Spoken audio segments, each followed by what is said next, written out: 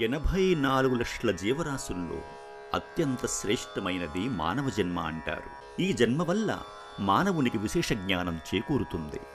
ఈ పని చేయదగినది, ఈ పని చేయకూడనిది అనే జ్ఞానం కేవలం మనిషికి మాత్రమే వరప్రసాదంగా ఇచ్చాడు ఆ భగవంతుడు. అయితే మనిషి జన్మ కూడా గర్భవాసాది దుఃఖమే అంటున్నారు కులశేఖర్లు.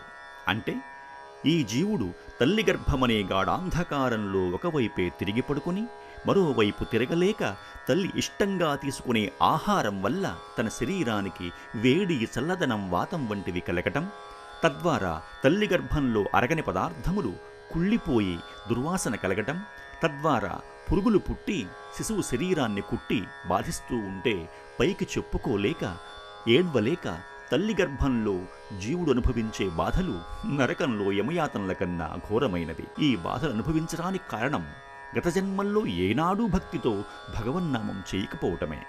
అందుకే భగవన్నామాన్ని జపించాలని, అందువల్ల పునర్జన్మరహిత శాశ్వత విష్ణు సాయుధ్యం కలుగుతుందనే విషయాన్ని కులశేఖర్లు ఇలా తెలియజేస్తున్నారు. శ్రీమన్నామ ప్రోచ్య నారాయణాఖ్యం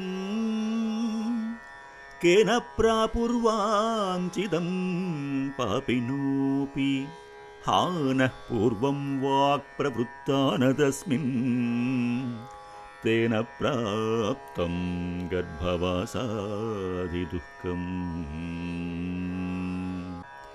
ఎంతటి పాపాత్ముడైనా ఆ శ్రీమన్నారాయణుని నామము పలికి తమ కోరికలను నెరవేర్చుకుంటున్నాడే, మరి నేనెందుకు ఆ శ్రీహరి నామాన్ని స్మరించలేకున్నాను?